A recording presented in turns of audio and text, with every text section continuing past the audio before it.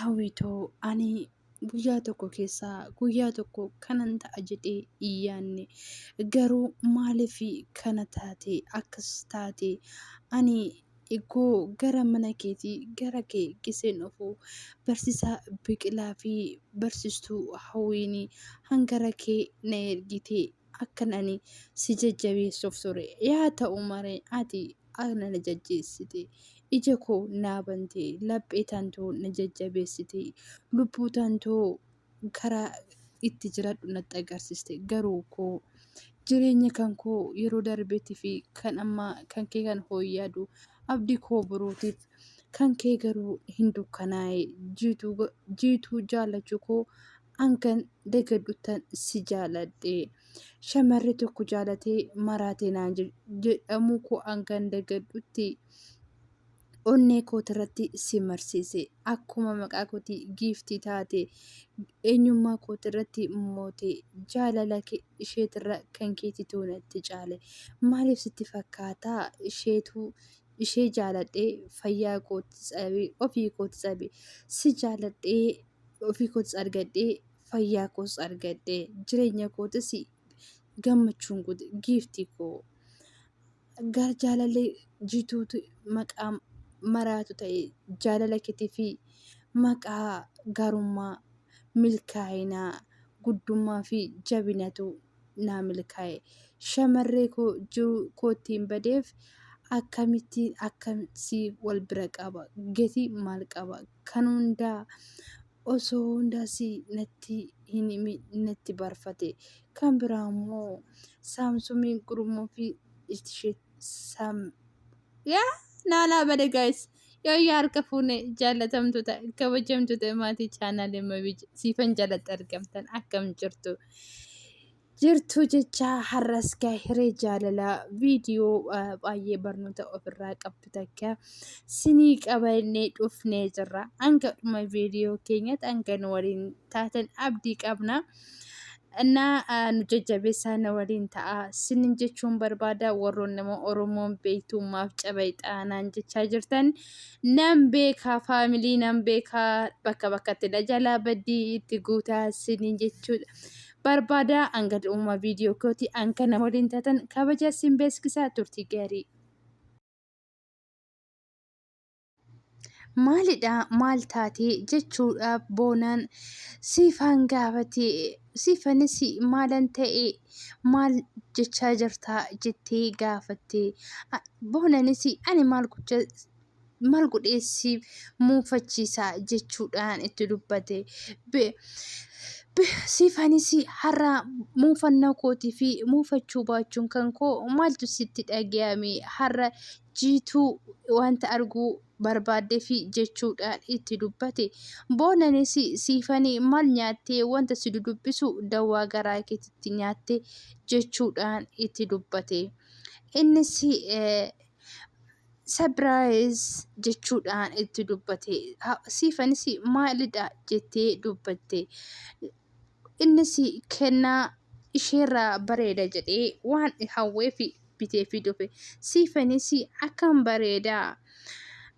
Anaafi jettee dubbatte boonaanis garaa keessatti ani akkam jedhuun laata kan jiituti jedhuun jechuudhaan itti dubbate siifaanis sitti naasaa jira koo maaliif na jalaa callistaa jechuudhaan itti dubbata innis eeyyanii siifi kan embiraa eenyudhaaf jechuudhaan itti dubbate boonaanis garaasatti shamarree takkaa fi kennaa tokko yoo kennitee fi jaalala keetii fi laphee ishiitirratti wargee wareeffate jechuudha. Shamarran kamiyyuu kennaa oo kennitee fi baay'ee itti gammadu jedhee garaa ofii keessatti dubbate. Boonaanis bakka wayii deemnee kennaa wayiillee si kenna akkasumas laaqana walii nyaachuu barbaada jettee itti dubbate. Siifaanis laaqana jettee jedhee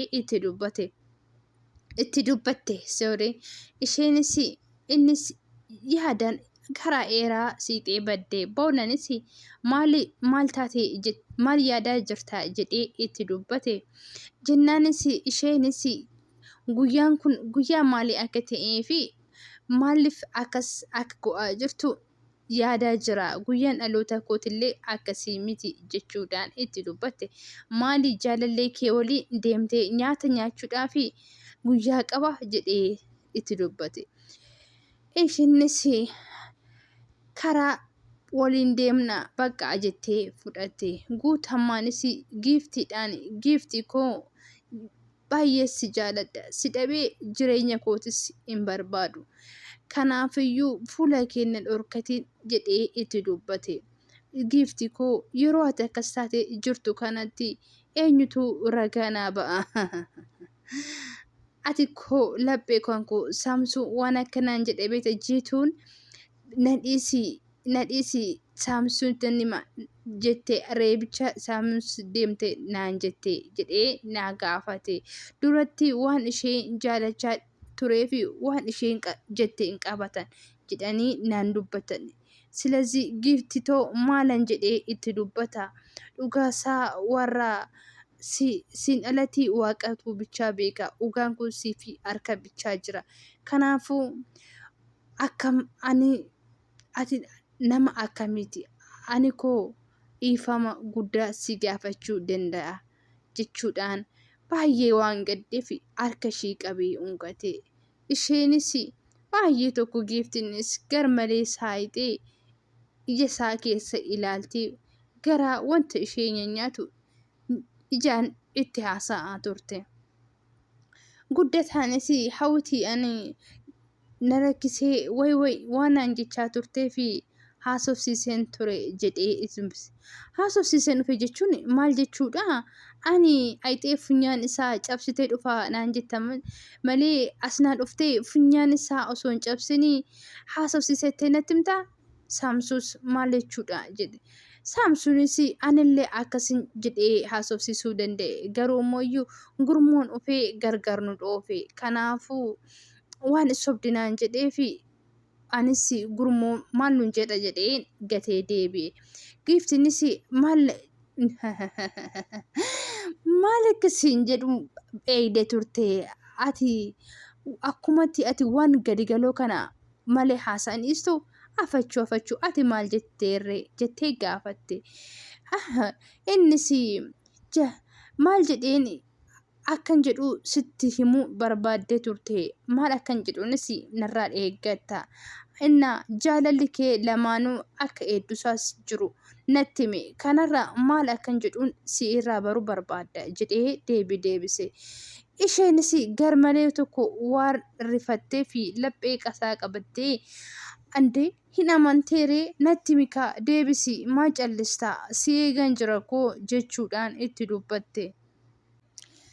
Siifuunis akkamii amma akkamsii wayyaa jettee giiftii gaafatte. Tola isaanis jijjiirama qabdaa amma giiftii jedhanii itti dubbatan. Giiftiinis waan dubbachuu hin dandeenyes itti ijuma isaanii keessa dalte. Giiftii akkamii wayyoodhaa qabdaa jettee itti dubbatte. Siifanis seenaa jettee seenanis jala diddee karaa kutuu yeroo barbaaddutti fuuldura ishii qabdee itti qabde. Seenanis dhaabbattee maal barbaaddee jettee gaafatte. Siifanis si haasofsiisuun barbaada waa'ee giiftii jettee itti dubbatte. Seenanis waa'ee giiftii maal na galcheree jettee karaa jalaa kuttee adeemte. Seenanis garuu lammataa karaa gubbaarratti gammachuun itti dhufe. Gammachuunis akka isheen hin darbine karaa itti cufee ture. Isheenis garanaanis garasiisnis jechaa alkoolii harkaa qabdu dhugaa gattee bira dabarte. Innis yaa ta'u malee garmalee waan itti gaddeef kottuma ishii qabee faana deemee afur ta'anii karaatti cufanii garmalee isaan dhaabanii maaliif akka barbaadan itti dubbatan. Isaanis dhagaa fudhattee isheen akkamitti harka baatu mataxxii alkoolii isheen harkaa qabdu dhuudee dhagaa qabattee akka isaan ittiin dubbanne isaanitti aggaamachaa bira dabarte. Yaa ta'u malee seenanis ija argaa dhiiraa kan ishii jibbisiise fakkeenyaaf qabdi. sababas hin qabdi. Daa'ummaa ishiitiin waggaa 12tti waan dargaggoo lamaan ishee gudeedanii maalummaa ishee irraa fudhatanii kabaja ishee irraa fudhatanii haati isheetillee yaakka tokko malee abbaan ishee wanta waradoo itti godhatee ishee ajjeeseef sababii haadha dhabuu isheetiifis tokko itti dhaga'ama. Inni lammataatis sababii gudeedaa waggaa 12 irratti dhiigni ishee dhangala'ee akkasumas immoo dargaggoo lamaan ishee gudeedan yeroo kamiyyuu dhiira hoo argite garmalee itti dhaga'ama. Isaanis maal abbaa kee jettaa? Hundumti keenya kasi kadhachaa jiru waan ilmaan keetii seetii miti garuu mooyyuu waa'ee kan nu yaachisaa jiru waa'ee giiftiti. Kanaafiyyuu ana eega ati sababa kana hunda addaan baafattee hin beekne ati waa'ee siifanii waan baru qabdu. Giiftinis seenanis bakkuma ilaalaa jirtu kanatti homtuu hin jiru. Odoo na fuuldura hin deemin biyyee kana odoo si wal fakkeessini na fuulduraa deemi. Hoo diddee asitti sijjeessee si biraa deema. Mootummaadhaaf harka koo kenna jettee itti dheeggamte.